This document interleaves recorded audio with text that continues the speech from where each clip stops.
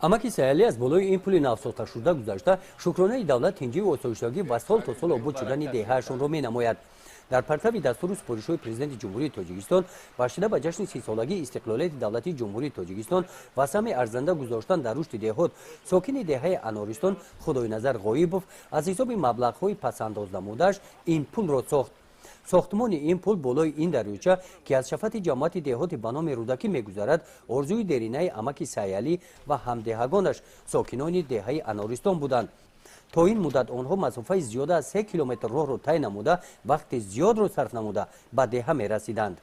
вақте ки мо кӯпрукро ба истифода дем барои халқ хеле савдо барои ки масофаи роҳе ки барои кору савқот рафтан масофаашон қариб 6-7 километр наздик мешавад. баъд як фоидаи шамидааст ки талабаҳо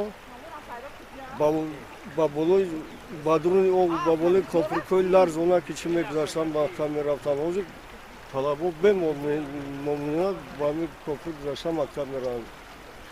роҳи талабон хеле наздик мешавад. дар ин ҷамоати деҳот ҳамин гуна пул дар қисмати дигари дарёча дар деҳаи меҳнатобод сохта шуд.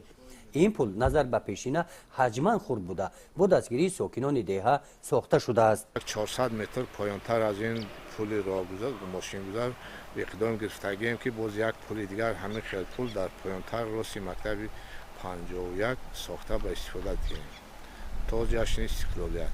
иншоотҳои мазкур дар доираи нақша чорабиниҳо бахшида ба солҳои рушди деҳот сайёҳӣ ва ҳунарҳои мардумӣ бо мақсади ҳал намудани мушкилоти сокинони деҳот амалӣ карда мешаванд. сохтмони пулҳо ҳоло идома доранд.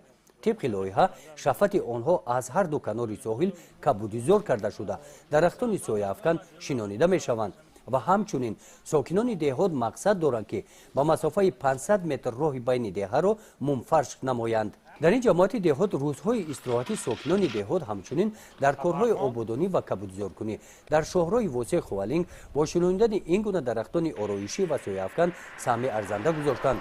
дар ин рӯз дар деҳаи кадучӣ ҷамоати деҳоти ба номи мирзоалӣ вайсов бо ҷалби омӯзгорони мактаби интернат дар шафати шоҳрои восеъ хувалинг зиёда аз 80 бех ниҳолҳои сояафкан шинонида шуданд. бо мақсади кабудизор намудани шафати роҳи мошингузари восеъ хувалинг дар қитъаи замини назди ҳавлигии мактаби интернат деҳаи кадучӣ дар чунин гармхонаҳо гулҳои гуногун парвариш карда мешаванд. аз рӯзҳои офтобӣ фасли сармо истифода намуда ҳашари ниҳолшинонӣ ҳамарӯза идома меёбад. роҳбарияти мактаби интернати деҳаи кадучӣ тасмим гирифтанд ки баъди шинонидани ниҳолҳо нигоҳубин ва парвариши онҳоро ба зиммаи худ мегиранд. гузориши хоҷа назриев, худойназар зуҳуров аз ноҳияи восеъ барои барномаи иттилоъоти навӣ.